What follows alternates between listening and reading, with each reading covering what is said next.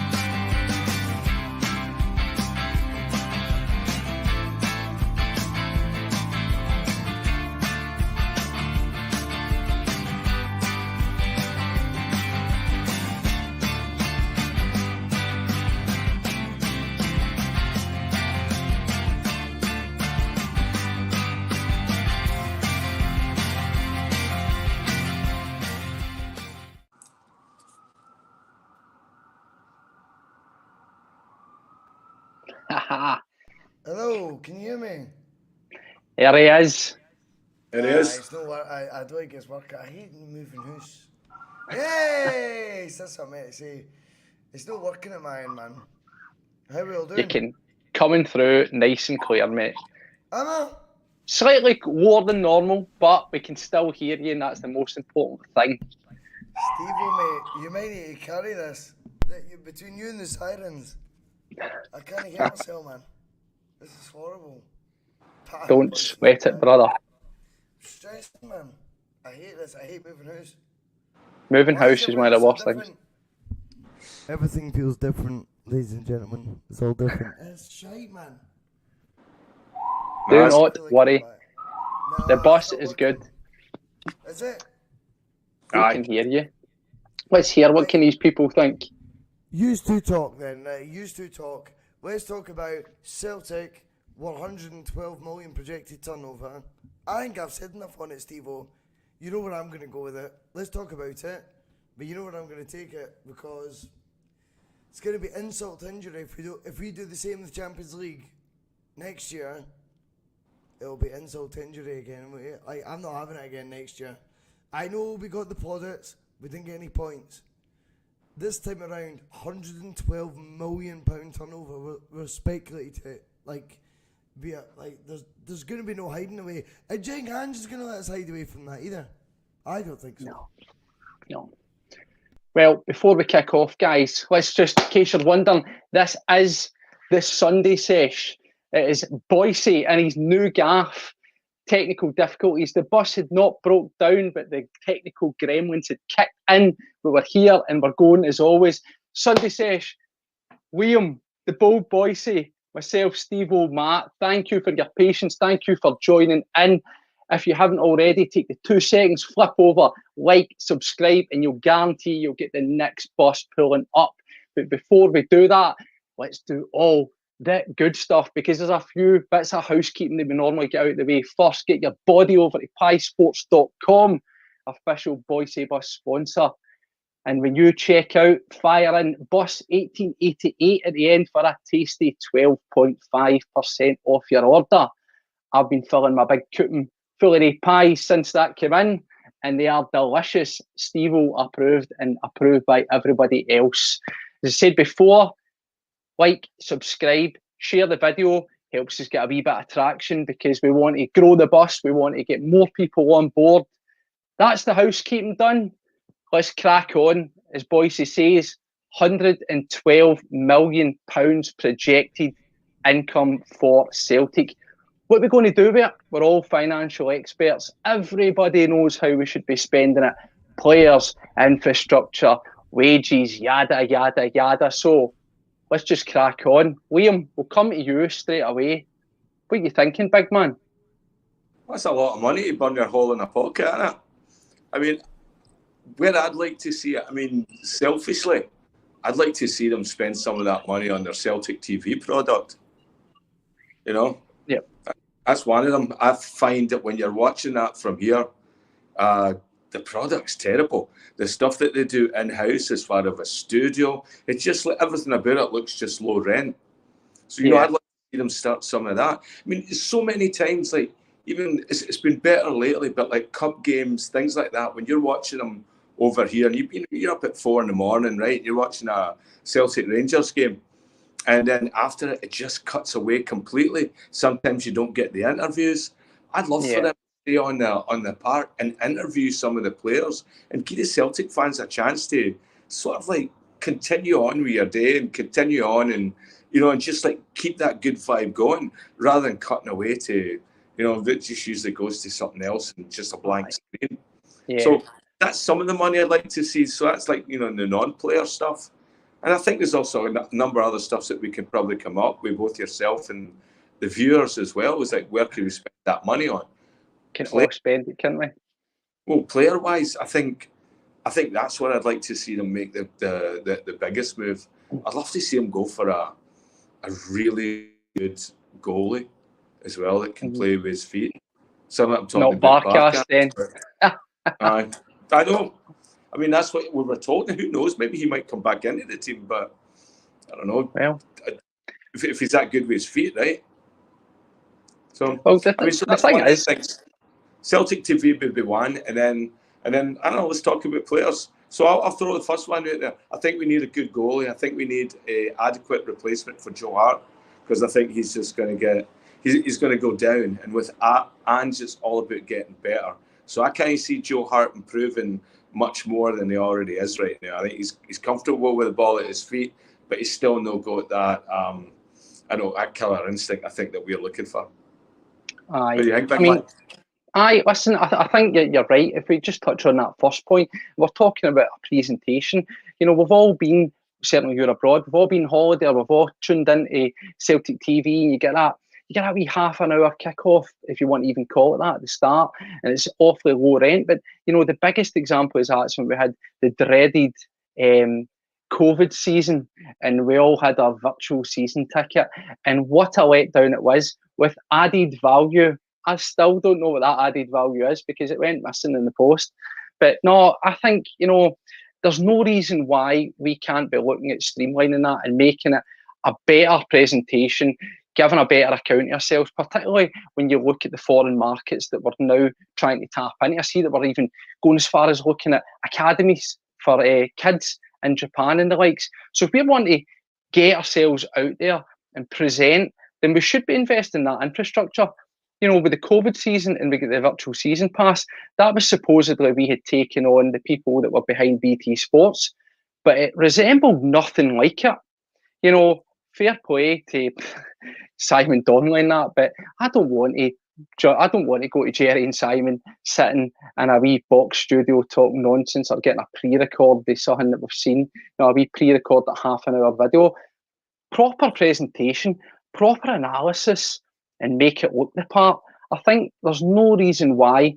And then try and expand on it, invest the money in it, but offer it as something that you can get in the UK. You know, it's meant to be for overseas, and people can't afford to go to the games, but I've I've been banging on this door for ages that we should look into a, kind of TV season ticket, if you will. I don't think it's going to detract from people getting into the gates and watching the game in person.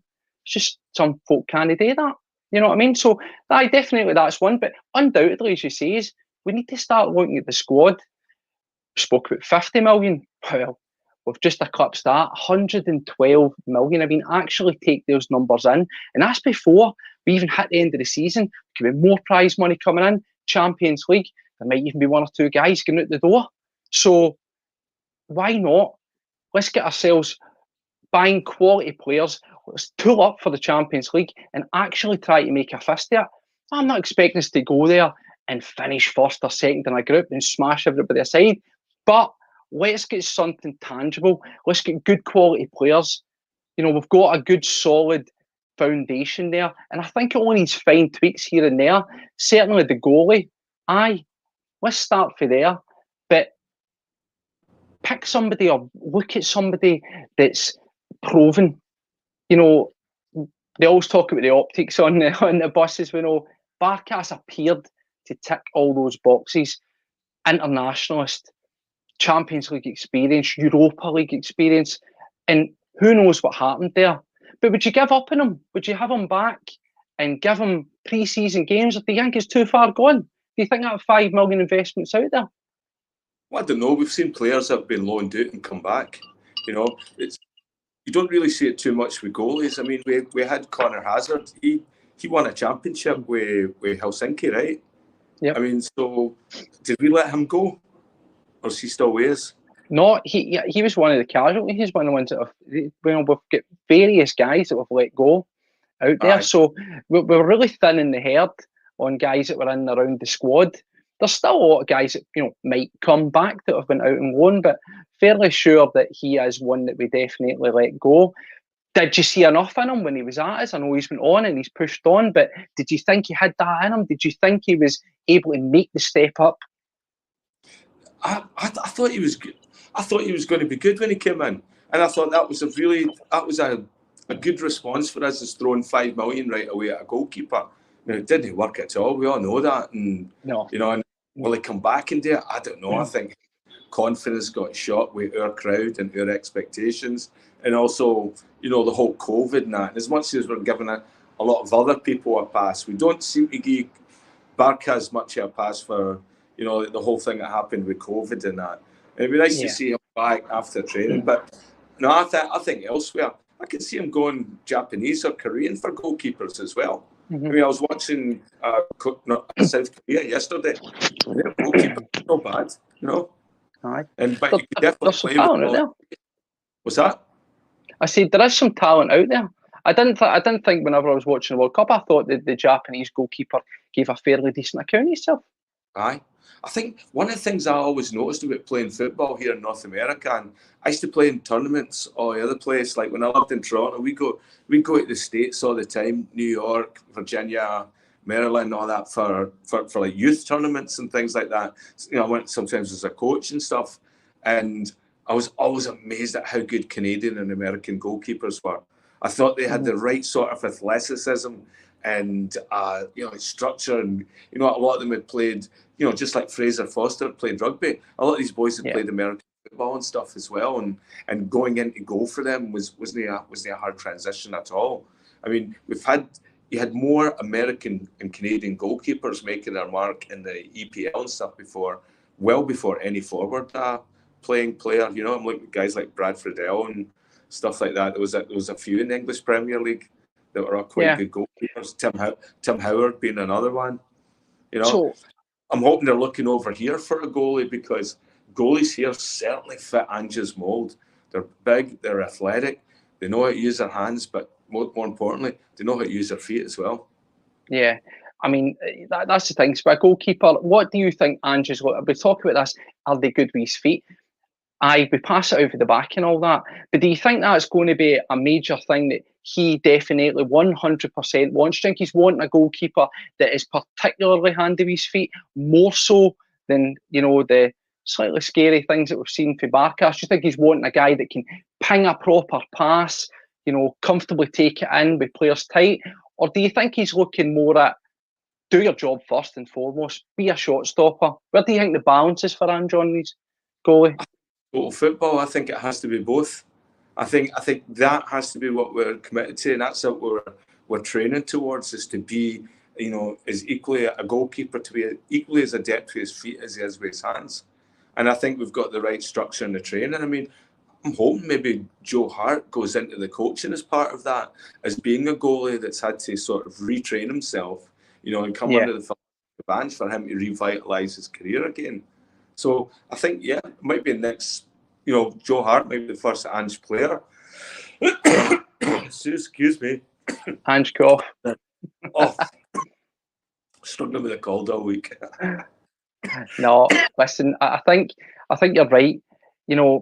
Keeping somebody like Hart is invaluable. We mentioned it as well when we were talking on the shows where we're looking at Forrest, and we sort of says, where do we see somebody like Forrest fit? And I had suggested, if you can invite him in, make him part of some sort of coaching team. Also get Woodsy, who's been there with the bricks, it seems, but he couldn't do wrong getting somebody like Hart. If he's settled up here and he wants to work his way into that sort of coaching role, with his vast experience, that's the kind of guy you want to be nurturing and bringing on the next guys. But whilst we're on goalies, let's just break it down. We're not in any rush. So we've spoke about Hart and we see where he's going. Let's look at the goalies that we do know that are there. Bain, and we know Barkas is coming back. What's your thoughts on Bain? Where are you at with Bain? Does he have a future? Are we looking to move him on? No, I look at Bain as I look at guys like, even Turnbull, I think, is, in a better position than Bain. Bain, I think, was not a panic move that we snapped him up, I think, because we were going through some problems originally. I mean, Bain was never a guy on my radar that I had as like, oh my God, that guy's really, stood on his head against us, and we can't get anything by this guy. He wasn't like Seagrass, where we played Seagrass a couple of times, and you could see, despite the goals against him, there was a good goalkeeper there that, and how he played against other teams. Bain never came with that highlight package. Bain was on loan to somebody else when we bought him. Turned up my Hibs track in Signpost for Dundee to Hibs to Celtic, whirlwind. That's a cracker. It's embarrassing. It is embarrassing. No, I don't really rate him. I think he was very fortunate to find himself at Celtic at the right time in the right place.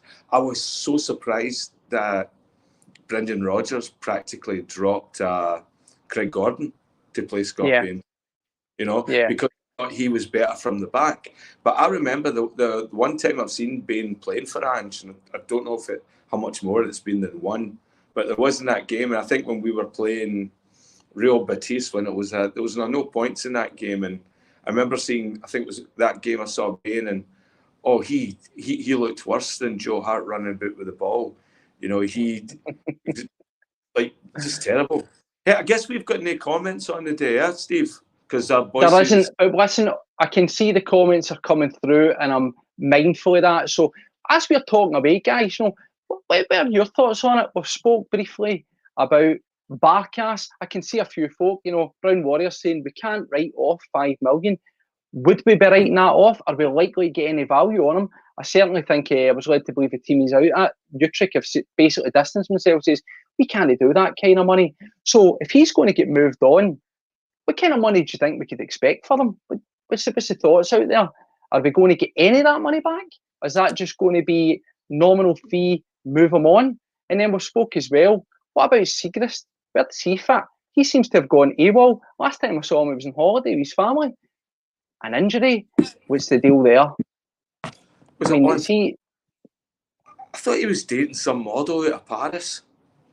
I've seen him cutting about, Aye, so I mean, I've seen that stuff cutting about in his feed, so who knows, maybe he's looking for a move to PSG or something like that. Brown comes in and he reckons 2 to 3 million that we could get on Barkas. Are we able to convince somebody to part with that kind of money, do you think? I think you can. I think you got Champions League teams and you got maybe lower end EPL teams that might need a backup goalie, and I think 5 million for them for a backup goalie is absolutely that's nothing. That's nothing for money. So I think I'd like to see him maybe, sell him and then just improve on it. Even if we don't, I think it's one we have to write off. But it is 2 or 3 million. But we're talking about 112 million being in our bank account right now. Yeah. I don't think we have to worry about what are we going to do with the wages of the goalies there. Because if Joe Hart goes out to any sort of significant injury, and you look at the way they're piling up for us right now. That's right, yep. I see Maeda's been sent home. Yeah, I mean, who else has been sent? So Maeda's got injured. Would you call Abada as well? Yep. Got injured. Montenegro. Mm-hmm. We can't be affording these injuries. Getting into some key games, but we'll be hoping that the slight buffer that we've got before the big game comes up, that we should have more than enough to go. So listen, I agree. We've flogged this horse enough. A goalkeeper definitely is an area that we need to look into.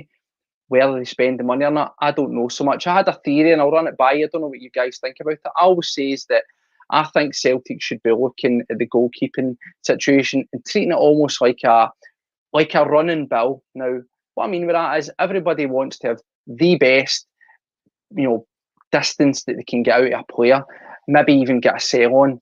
But I thought, with what we've seen with Hart, that there's good value for money, and even to an extent with Forster, we couldn't keep him, but there's good value for money and getting down to these teams in the Premier League. Or it could even be sort of bigger blue chip teams abroad and looking and saying, well, what have they got? What is their second choice goalkeeper?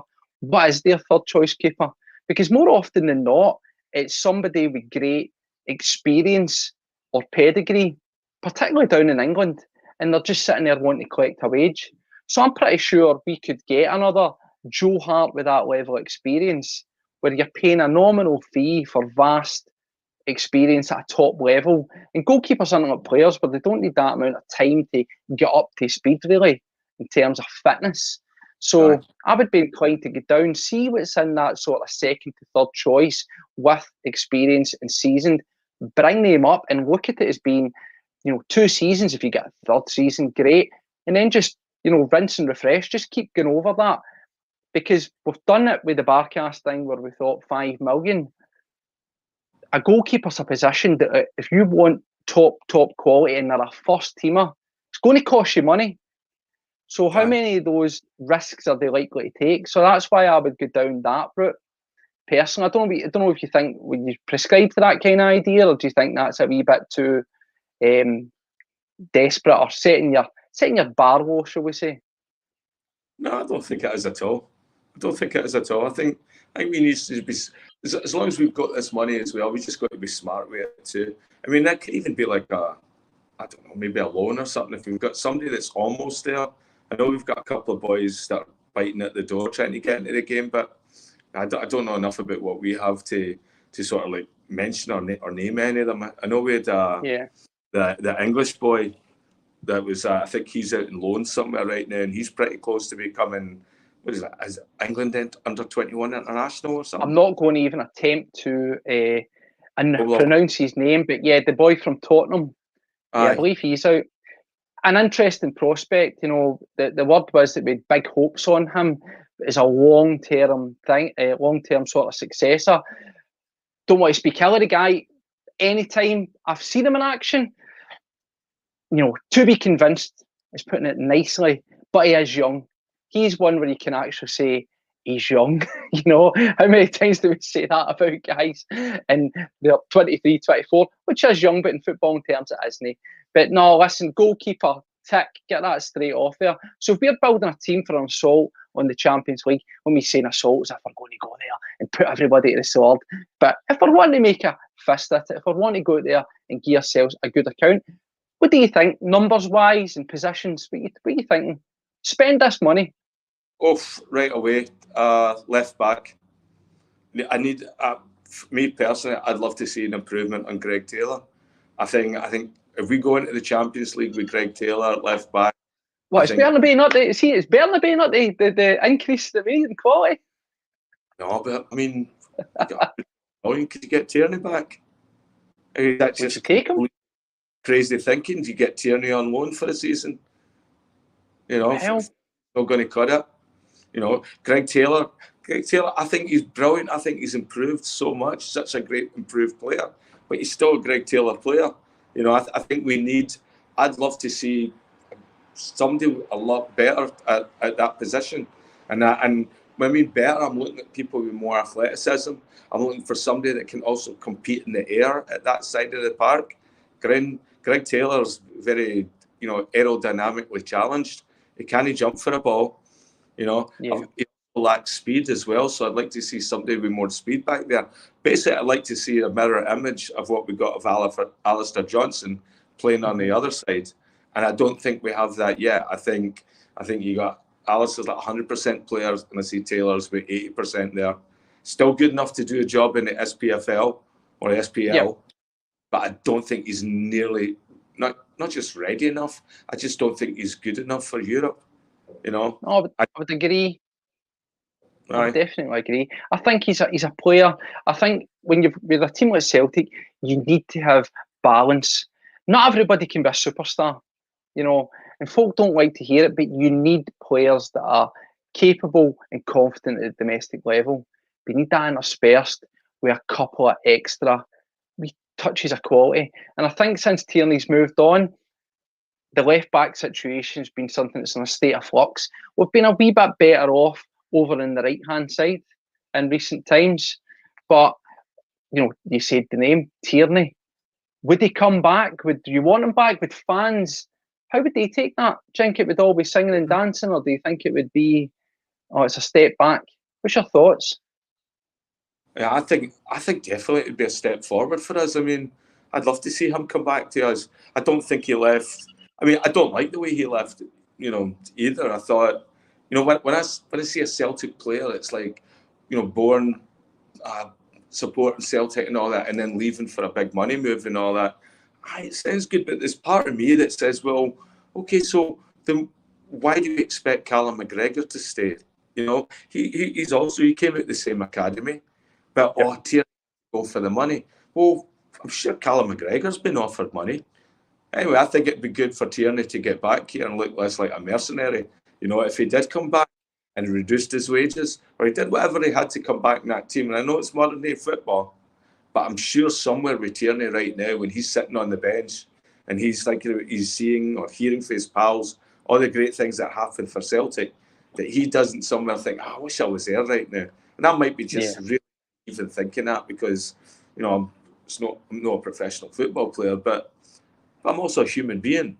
And there's certain things that I've turned down for money just because I didn't, you know, it wasn't my goal, you know, it wasn't something I really wanted to do. I was, you know, quite happy either living in the city I was, or, you know, working with the people I was. And so, you know, I've turned stuff like that down.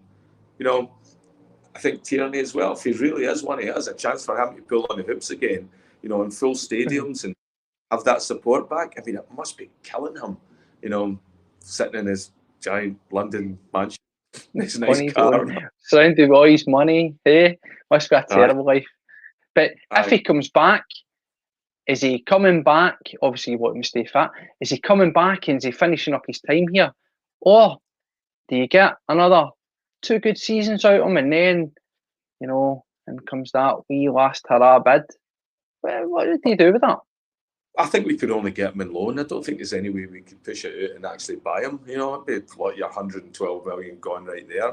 But then is it a false economy if he's a loan? Is it a stopgap? I don't know. It will get us in a position where we can find a new left back. But I'm sure Ange's already got somebody in mind. You know, Bernabé. We might be afford to take a loss, but he might either go somewhere down south or go back to Argentina. He also as well, you never know what coaches and that he's grown up with and what players are out there having a wee word with other managers, and he might not be best utilised for their system, but he could end up somewhere else. And I mean, you've got that much money. Like, I wonder if Ange, like, what his budget is for next year. Interesting to see. And you don't want to tell everybody either, because all the agents will just be jacking up the price now for Celtic, knowing that our accounts are so good, it's so swollen. I mean, this is a really, really good time to put, you know, just a massive, let's widen the gap again. Yeah, At it's, that point, it's the kind of numbers that are going to strike fear into the opposite side of the town, isn't it? aye, They can compete with that. So that's aye. what we need to go out and push. And then I think there's other things that they can do with that money as well. Just going back to the earlier point, with this money that we've got is our, I'd love to see more going into Lennoxtown and our academy and that stuff as well, because I want to see it so that and just start to bring players through as well. I'm worried about the number of Scottish people that we have to have on our team to compete in the Champions League, like homegrown players and that. And so, I'd like him to see maybe bring over some prospects as well from Japan or Korea or Canada. That could be. I know there's a Canadian already playing in the youth team right now. Yep. There's another. Yeah, he's Canadian. Plays in the B side. I think he scored last week. Mm-hmm. But I mean, develop all that stuff. And then make a brand as well. Start working on the branding of Celtic, like internationally as well. Scottish football are going to do absolutely nothing for us, so we have to go and brand ourselves. And then what we did and stuff like last year in Adelaide, or was it Sydney? That looked class. Yeah. That looked class when they brought all the players out to the sports shops and all that. And the Celtic teams that I've seen over the years have been badly missing that. When we were in Nike, and Celtic came to Toronto, you were talking about on Bustalgia or the other night on Thursday Night Forum about Celtic playing Man United. Mm-hmm. So I was down there. I travelled from here to Toronto to watch that game because I wanted to watch it with all my pals. And Celtic, I think, was sponsored with Nike then. There wasn't one single pop-up shop. There wasn't a trailer in the parking lot. This was at the Sky Dome where the Blue Jays play. So, every time there's a concert there, anybody from Madonna to AC/DC, they've got merchandising booths that are absolutely rammed to the ceiling with merchandise. So for Celtic to take over one or two of those kiosks inside the stadium and start selling some jerseys and some club swag and things like that, that would have went down a treat. The Sky Dome was packed that day, and yet Celtic did absolutely nothing to promote their brand. There was no outreach within the community, like what they did is showing up at the sports centre. People would have loved that. We were there with a Bulgarian contingent at one point to try and see Petrov, when we played in Toronto, and it was the same. The Bulgarian community did a lot better access to getting Stilian Petrov than anyone else did to Celtic because they reached, through pals and stuff. But there wasn't any of that stuff for like overseas fans, and I'd love to see that. I'd love to see pop-ups now and again. See, these are small things that can be done that can make massive difference. It's amazing to hear. You hear fans talking to say that, at this moment with Ange, he's such a big character over in his home country. Yet you can walk into sports shops and there's no Celtic tops. This is just basics. But then who does that come down to? Obviously, we can open up premises or pop up or whatever, but shouldn't we be going to Adidas and saying, well, what are you doing for us? Do you push it back over? Because you're promoting them. You're wearing a badge every single day. The stadiums even get 3 stripes in it, for God's sake, So we're doing as much visual stuff on our end, and they're dropping off merchandise. Where does it come in? Where does it? It's a massive brand in Europe, in America, and everywhere else. So should we be, kicking back a wee bit at Adidas as our kit supplier and saying it's a two-way street here? Why should we be footing the bills? Well, definitely. I'll give you an example, Steve. So we launched that St. Patrick's Day style kit. So an Adidas shop, which is considered an A-list store, right? So you get certain styles of your shops at what you sell in it, right? So there's 2 Adidas shops right next to each other. One is all the fashion stuff. The one is all the sports stuff. Now, even though we're represented by Celtic, I can't get a Celtic top in there. I can't get it. We're not considered a big enough team for them. So you'll go and you'll get all the other ones. You can buy a Germany kit, you can buy Real Madrid, name another Adidas team that are like big. I could probably get them as well. AC Milan. That's crazy. but I can't get them. Now, this city right now is absolutely, like, St. Patrick's Day lasted for about a week here. There's that many Irish here, you know, and they just love and go out and party. And there's Irish bars even across that road right next to where the Adidas shop is. Now, not once did I see a strip hanging up in that window. I mean, we're launching a green kit, and Adidas is doing that as well. Knowing that you're in a market right now where you have loads and loads of Irish people, that would have been a great place for them to even throw a couple of strips in the window and use that, what do you call it, diaspora, to try and spread that market and wide and make it like the Irish strip, you know. And if you're selling that, you're trying to come on St. Patrick's Day, okay, you've already made a commitment to go align your brand with a holiday, right? So that we align ourselves with St. Patrick's Day. Okay, we'll commit to the brand, show some reach, get that stuff out there, get it in the windows of places, because that's where the new fan base is going to come from. Like, we're dropping fans internationally. Used to be you'd walk down the street with a Celtic top and everybody'd know it and that. Now it's not as much. People think you know, they'll see green and white and it could be Sporting Lisbon or Santa Laguna or something like that, you know. It could be any team right now. And so I think we need to take back some of our international branding and get some of that clout, some of that swagger back, where, you know, you actually have people who aren't a fan of the team but want an opportunity where, you know, green jersey, just like sometimes we'll pick Palmeiras or something. I'm seeing there's a few things coming through in the comments here around this kind of stuff, and as Brown Warrior rightly states, this was the biggest deal yet that was put together for a Scottish team. So again, is that just the numbers? It's worth X million. Where's the rest of it? Push back on Adidas. They're quick enough to get stuff fired out to us. 4 shirts this season. We've had 4 shirts. We've had 2 training kit ranges, the Pride range, the original range. We've had, you know, the 90s retro. They'll push it down our throats here, but, you know, we should be tapping into it. And so a couple other folk are saying, touring, these things go hand in hand. You know, we've done the Oz thing. We're supposed to be looking at going over to Japan as well. But what's the point of just going there and turning up if you've nothing to sell to folk who are anticipating your arrival, or get it all, they soak it all in, and then when you leave, they want to have a piece of that? Surely there's got to be ways that the club are looking at it and able to, you know, measure these demographics, whether that's through, you know, subscriptions to Celtic TV or whatever. They will know where people are watching, where people are coming in to the website and stuff like that. Right. So the information's there.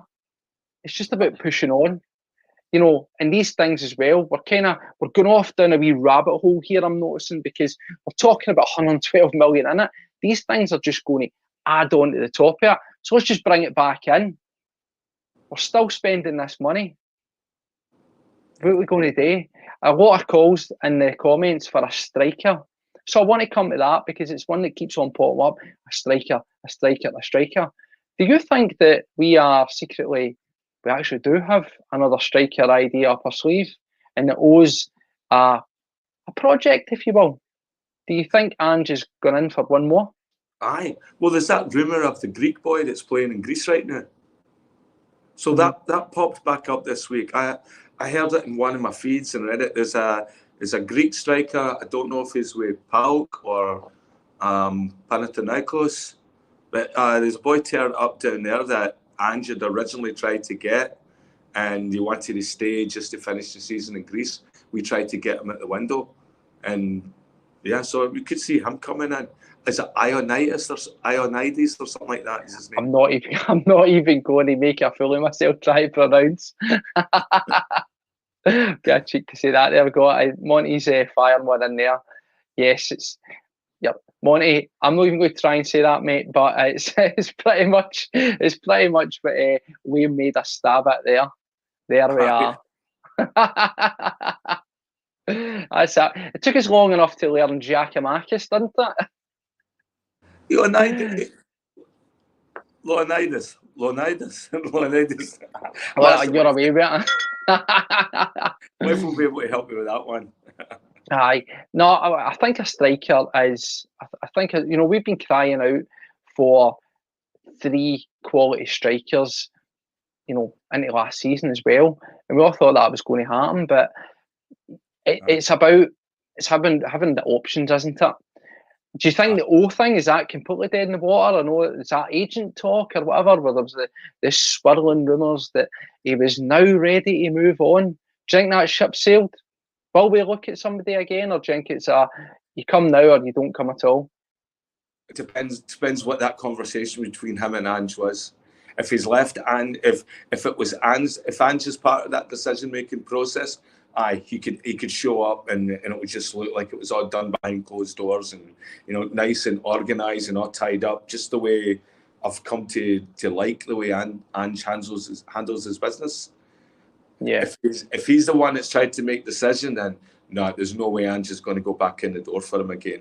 But if Ange was part of that decision and it was okay between them and it was left open, I could definitely be here.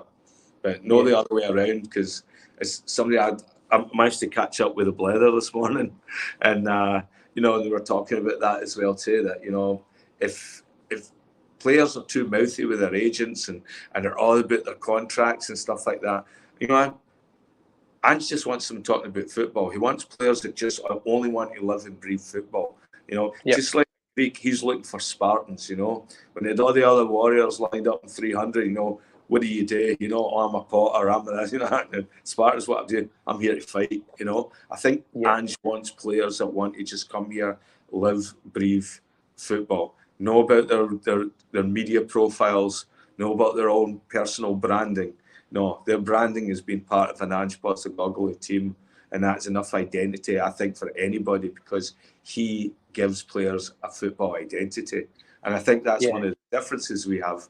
But it's also one of the points that we can deliver to young players that are hungry to just, listen what Ange says. He wants players that just want to be better at football and be the best they possibly can. And I think as soon as he sees them going to agents and talking about playing time and all that, I think that pulls them out of that sort of magical realm that, the perception of a player to Ange. But as soon as you break out of that, you don't get that trust back from him. Here's one that I want to throw at you whilst we're talking strikers. Brown comes in and he talks about Kyogo. And he rightly says he's proven on the domestic front, but in Europe, he's proven nothing yet. Spend the dough on a proven finisher in Europe. We can't go with Kyogo and this time around. So bear that, bank of that, and then Pat O's saying Maeda and Abada and even Hacksaw can play at centre forward. So is Ange thinking that he already has cover? What's your thoughts on those two takes? I've seen Maeda play centre forward and I've never been convinced. Hacksaw, I think, he could as well, but we've had opportunities where he's not been able to play. If you can't get ahead of Kyogo in our team, and he does love Kyogo, right? Like I want to be you have to bring another starter that's going to start right away domestically, and I don't know what sort of striker that would be. I do know who it could be. Maybe Moise Dembele. We're talking money. Previously, and I'll be honest, I was one that said I turned the nose up and says Celtic wouldn't pay those wages, but 112 million, why not? Bust the bank. And he's at his prime age. He's taken what we've seen of him, he's ramped it up a level, and now he comes back with experience. He's been there, he's done it, he's played at the highest level. Is he the kind of guy? Does he fit into the Ange mould? I personally think he would score for fun with the kind of deliveries that we're given. But is he maybe? We've said this before. Is he too much of a personality? I don't think you can have too much personality, and it depends. I don't know what his professionalism was like under Rodgers, but he seemed to be good. Probably Dembele is injured. He was injured for a lot of our Champions League stuff, and that's the problem we usually have. Is like we get to the Champions League and we're always missing our key players too. We missed CCV this year as well for a few games, and Starfelt, and You know, like buying a proper striker and putting everything into a Dembele type guy, and then he's injured for the, you know, for the Champions League. That's the risk we got to take, you know. But I think it's well worth taking. I wouldn't mind. I wouldn't mind seeing Dembele back here, unfinished business. You know, they would say never go back, but it would appear at the time, you know, it's amazing how stories come full circle. We all thought that it was just a guy throwing his toys out the pram, a guy that had down tools, as we like to say. But no, do you know what? It came away, and he came up smelling of roses. It turned out that he was an innocent man, and he just had to go. He was just an innocent man, and he had to go on. And so, what the thing as well is, he's bought in to the Celtic thing. He's always putting up a wee post here or there. He's always congratulating the team, and the fans have embraced him. He's exactly the kind of signing, I think, that, you know, if you want to galvanise the support and you want to show ambition, then why not ask the question? He's a free agent. He can only say no. Peter Lawwell has to shapeshift again through the drain pipes, come out in the shower, wherever Dembele lives, offer him the contract like the clown for it, you know. There you go. So you're trying to say that Big Law would rather re-tarmac his heated driveway than put the coins into behind Dembele? Hey, they're making him a heated statue in the walkway. Peter Lawwell. Do you know what? I think it is. This is going to be an exciting time coming up for us, because with these numbers, listen, we're only talking about it now. This is going to be every single week, week in, week out, forums, online. Everybody's going to be talking it. Do you think that with the money being record-breaking, that the board are almost backed into a corner? Do you think the numbers are what's going to force the issue? Can they just sit on that? Can they get away with it? Well, here's the thing, and then I talked to Richie about this. It comes on now and again, and he talked about, you know, when you've got that sort of money lying in your bank account, and that all the projections look like you might be doing the exact same next year, that opens you up for all sorts of financial bids and takeovers, so to speak. So now, you're probably with 100 that million in the bank and a really good product on the park. We've got a fan base right now that's, you know, very in tune with what the organisation wants to do. You know, we buy the strips, we buy the tickets, go and do all the stuff they ask us to do. And now we've got, you know, improvement coming into Champions League where, you know, it might be automatic entry, you know, for the next couple of years if we can keep getting our coefficient going. We're an attractive bid for, like, I don't know, an Irish American, or, you know, someone in Japan. I mean, well, if we get sponsored by Sapporo next year, would the Monopoly man sell up though? Do you think he would he sell up? Would he? There's such Tories on that board. I mean, they sell you for a five. They sell a granny for a fiver. I don't think they have any hesitancy once you flash cash. And about them, I don't think it's a lovable, like it's a Labour love is which they claim. You know, I think Dermot and all that, I think money will talk with him. And so I think that would be really interesting just to see how that works, you know. Is there a company in Australia wants to buy us or something like that? Because you never know where these, you know, the capital, I don't think it will come from Scotland. It will have to come from money outside of Scotland to buy us. And that just has a whole different thing and opens up a whole different conversation. Is like, you know, is it a Man City-ification of Celtic? What if Man City wants to buy us? Now that they're saying that we've got this really nice conduit to three of their biggest markets we're getting players from, and the opportunity to develop, you know, to become... So, you know, with more money though, we're growing in money. It's minuscule compared to the sort of realms that these big EPL teams are in and other teams abroad. But does more income put you in a sticky spot in terms of, as you're saying, the vultures might circle and folk want to invest? But do you do that? You need to be responsible, do you not? Because remember the league that we play in. We can't really have a sugar daddy coming in that's surely just going to spend you know, constant bang, bang, bang, bang, bang. As much as we see that, we've got to think within the realms of financial fair play and all that kind of stuff. So is the sugar daddy or the owner whose first name is Sheik actually possible at Celtic? Can it work? Would it work? Sheik your booty. Maybe he'll get a years ago. Hopefully I don't want it. I like to see the club the way it is right now.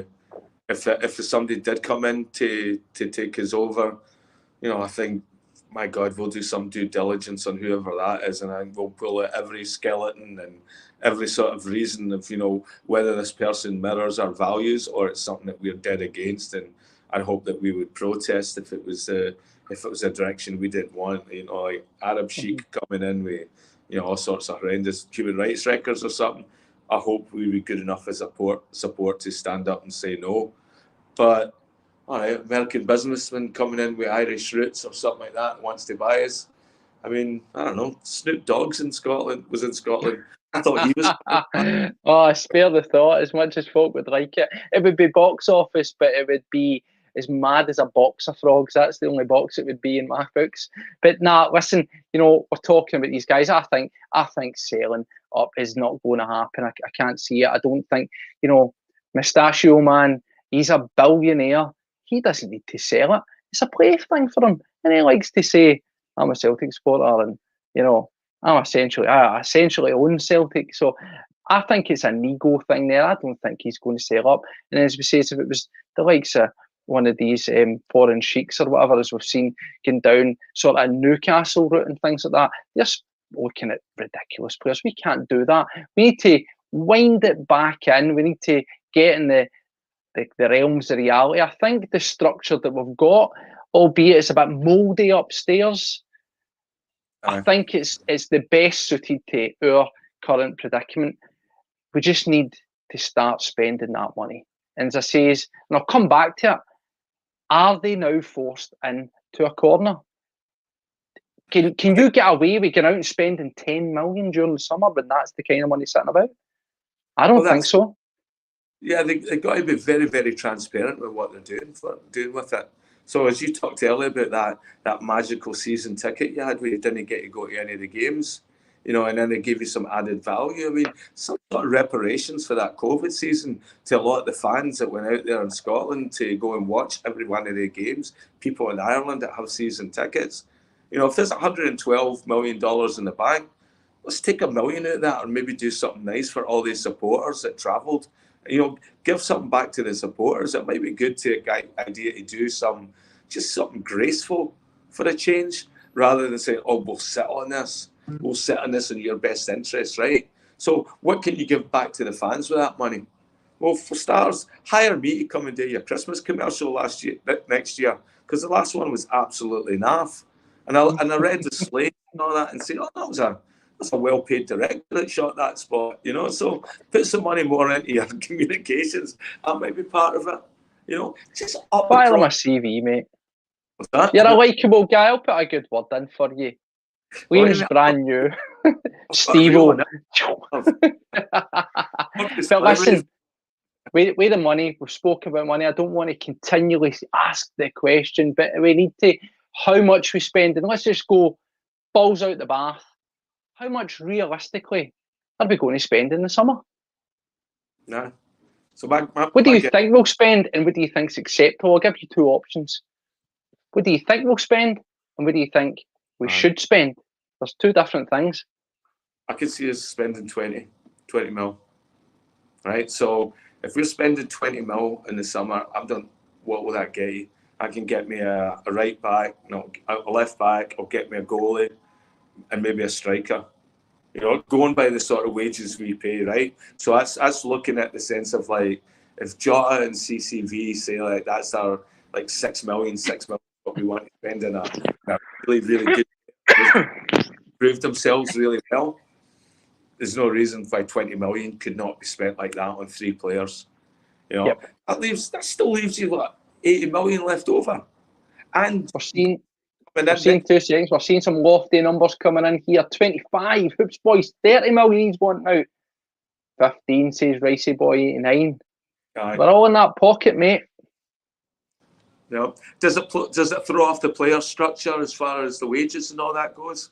You know, do we start paying better money again as well? Because, you know, as Mark and Russell often talk about as well, we were spending that money in the in the early 2000s, in the 1990s, we were spending serious money, you know. Yeah. And again, is it just a klaxon to every agent out there as well that, you know, we've got money in our pockets, so all of a sudden, you know, a 3 million player becomes a 6 million player, 6 million is a 10 million, you know. So we're going to have to do that. But I trust in Ange. I don't think he's going to run about daft because he's got a checkbook, but I do hope he's got a really good philosophy for the infrastructure of his team and how he wants his team, you know, built better, and what can we do logistics-wise behind the scenes to create that, so that his training sessions become brilliant, so that when players come to Lennoxtown and that, they look around, they see Ange, what he's willing to offer,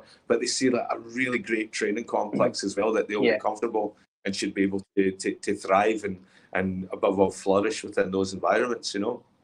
So see on the player spending, let me pose you a quick question, my friend. I want to reflect on something that Mark, Jono and Bhoycie had said through the week. And they were talking about the likes of Abada, and 10 million was the touted amount.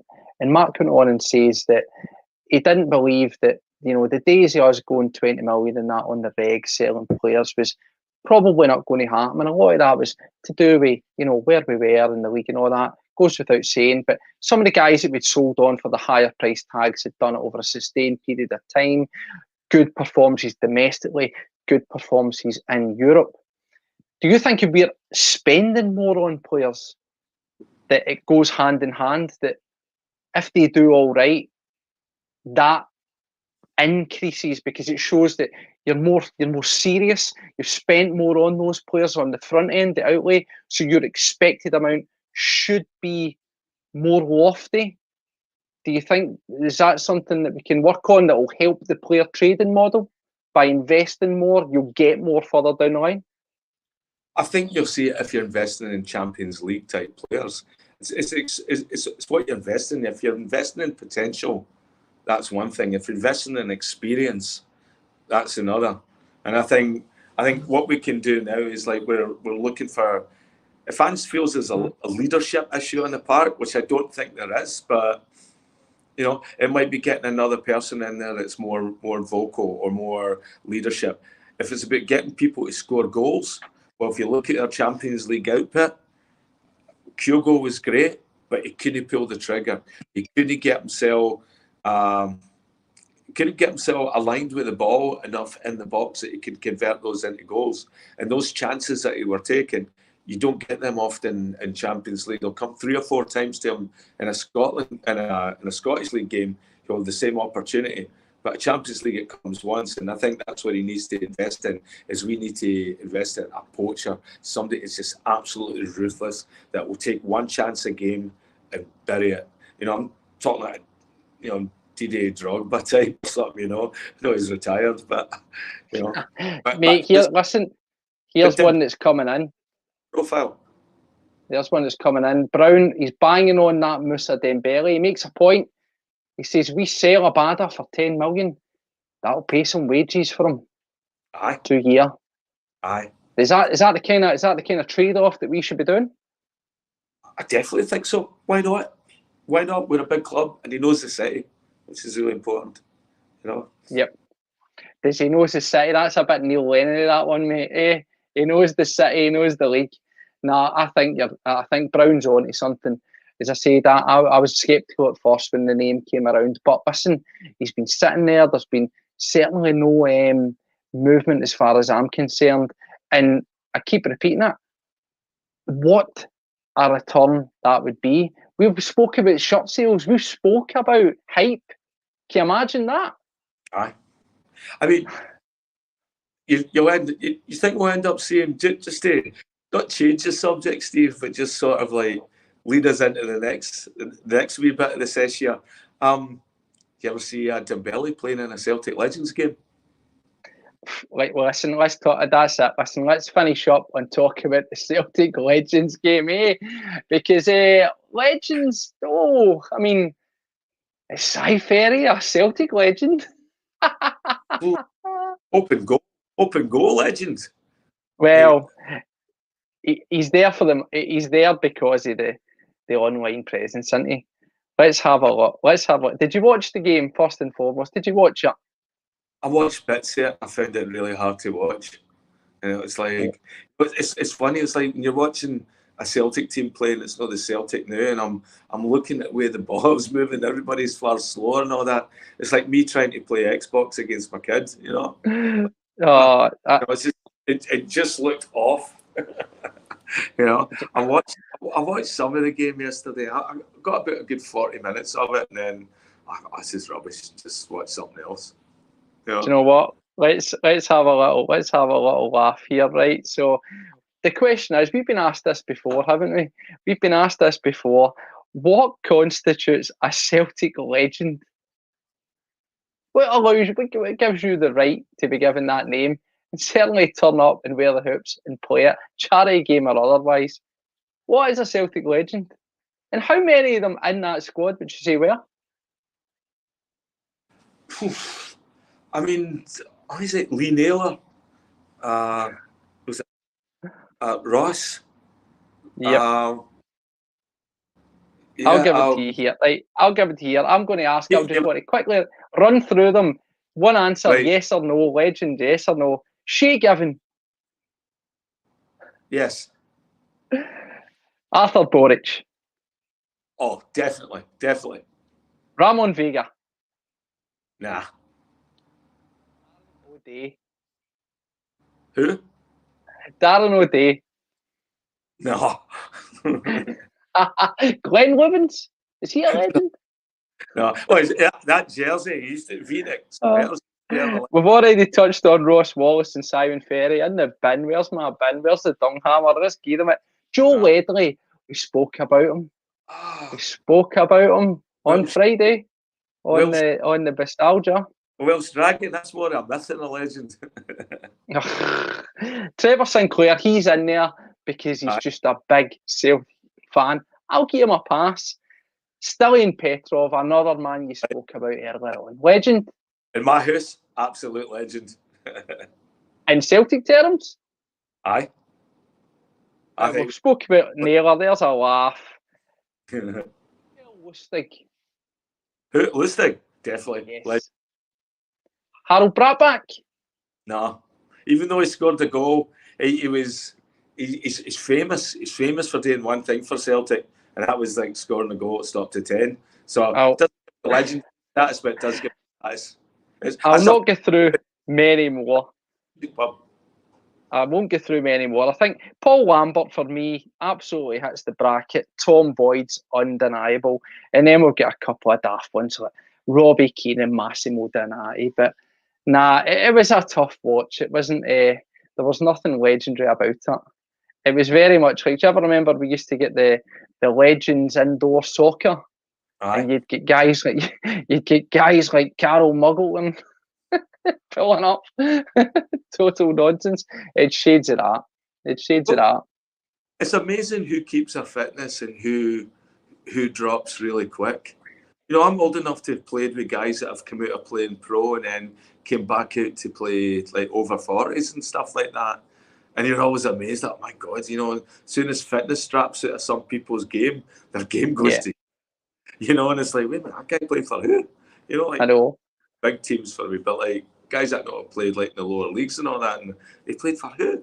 You know, and it's always amazing at who shows up. Like Russ Wallace had a lot of the ball yesterday.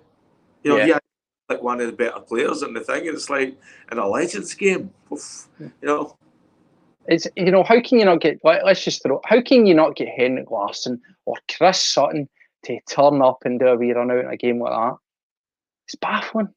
Depends who organised it. I mean, it was obviously a Liverpool thing, and I think whoever they went to organise the Celtic team just did their best, and they were looking for guys that were actively playing or something. But as far as marketing potential, getting a big pool for a lot of players, I mean, if you're going to include fans in there, my God, we've got plenty of high-profile fans that we could have put in on that team that could have played in the pitch, like the way we did it when we had Petrol. Yeah, we intersperse it into it. It's always a good laugh. But to finish and wrap up on the Legends game, there was obviously a certain guy that scored, and it obviously led to a unsavoury incident. We don't want to see that at any match, let alone a charity match. What's your thoughts on that? With the, the whole circumstances, the celebrating in front of the Celtic fans, a wee bit of goading, and then we've seen some unsavoury stuff, a couple of things thrown at him, which is, it's embarrassing, isn't it? What the fuck is he doing, though? It's like, I'm not condoning the fans that threw any of the bottles and all that, but like, the whole way that he did that, it was like, fucking 12-year-old. I mean, come on, get ahead of yourself. He's always had some sort of weird grudge. So as he was appointed Rangers manager that time, his whole personality, well, I didn't know enough about him at Liverpool. I just sort of liked him as a player, but nothing else. But, oh my God, as a man, just a wee boy attitude, wee guy attitude, running back would go to fans. What does he think he was he chilling Alfredo? I'm surprised he wasn't again as that or this or any other bullshit stuff that they've come up with in their goal celebration. I mean, listen, I dare say he was getting it tight the whole game and all that kind of stuff. I always think these charity games should be treated almost like a wee bit like pantomime. You know what I mean? Tongue in cheek. And my take on it was he certainly didn't deserve to get anything thrown at him. I think whoever done that's let the fan base down, because by all everything I saw, it was a great travelling support and a great day out for everybody. So you don't want to see these things happen. It's it's a red neck, isn't it? But at the same time, not condoning the outcome, but he should have known a wee bit better, eh? You get as well too. Some of these games draw Celtic fans out of the woodwork that have not really connected with Celtic in any meaningful way over periods of time. You see it when I've seen games here in North America, in Vancouver, Toronto, Cincinnati, and stuff like that. It's Cleveland, Cincinnati, one of the places I saw, and the fans that come out, like a lot of them have just like different values and that. They're not part of the active Celtic support. So, sometimes they behave, they behave to the time when they left, and they think, that's okay, that you can shout certain things or, in this chance, throw things in that. And I find it hard to believe that those are active Celtic supporters. We know, we've seen what it's like when our players go to take corners and stuff like that and are pelted with missiles. And I don't think we should be doing tit for tat like that. But I find that hard to believe that that's one of our regular travelling support, and I'm sure and I hope that it got cut down there. Sometimes you show up, your pals come away, and they're all Everton fans or something, and they might just hate much, and really want to make a thing. So, and I'm not being like, pesky Chelsea supporters infiltrating a crowd. Whoever did that needs a proper kick up the arse. But no, it's disappointing. Do you know, there was one that baffled me more than the throwing stuff. Did you see the guys that were taking their tops off and throwing it? What's been achieved there? I'm talking about. I mean, what's the drink like down in Liverpool? It must be mad. I mean, imagine going to chuck your tap at somebody. Fuck, I've no tap now. That's the most stupid thing I've ever seen in my life. That's like the guy that always wish him like that. Remember that Saddam Hussein press conference? No, it was George W. Bush. And he a Saddam Hussein press conference. Wow. No, George Bush. No, and it was a pack or a rat. The drink must be good over there. A reporter took off his shoes and fired two of them at George Bush, and he ducked the two of them and all that. Madness, isn't that? Oh, well, do you know what? Throw your shoes on. No. Mad times. But no, it's been a bit of a wind down weekend. I'm still, don't know about you, this international football thing's not doing it for me. There's a big Celtic shape to all my life at the weekend, and now looking forward to getting back on it. Back to the straight and narrow. You look forward to the first proper game coming back? Anything. I mean, even try to attempt that Legends game yesterday, just out of pure not boredom, but just needing a Celtic fix, you know. It's like, you know, I plan my week around it.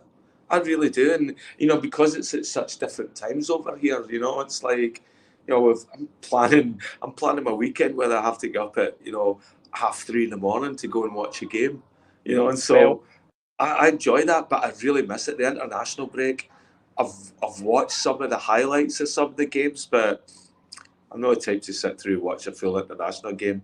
I want Scotland to do well, but I don't really follow them as much as I should. I don't like Stephen Clark. I think he's a dinosaur, a manager. I hate seeing our players come back injured, you know. A lot of things a lot of people say regularly in the chat, you know. I agree with a lot of them. Well, you know, normality is due to resume next week. And I'm acutely aware that we have somebody hiding behind the curtain that's having to oversee all this when we're just ranting and raving and having a wee bit of fun without him. So I don't want to keep him sitting there. He's in a new gaff, he's in new surroundings, he's got stuff to get together, and I'm pretty sure he's wanting this to wind down a wee bit so he can get back to enjoy his Sunday. It was a pity we couldn't have him on the show, but normality will resume. So as much as next week will be normality for us football fans, it'll be normality for Bus fans and followers as well. So Liam, before we go, it's been different. We've taken this bus downhill without brakes. Hopefully we've managed to get into the depot without smashing the front end.